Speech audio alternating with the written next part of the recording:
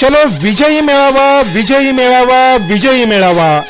राज्याचे लाडके मुख्यमंत्री श्री देवेंद्र फडणवीस साहेब यांच्या उपस्थितीत पार पडणार भारतीय जनता पार्टीला निवडणुकीत मिळालेल्या अभूतपूर्व यशाचा भव्य विजयी मेळावा.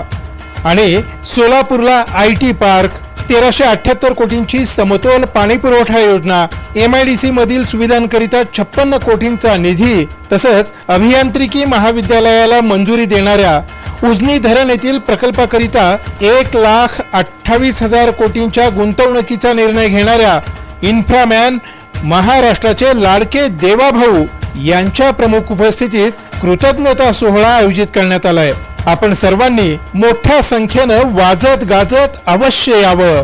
स्थळ हरिभाई देवकरण प्रशाला मैदान, सोलापूर.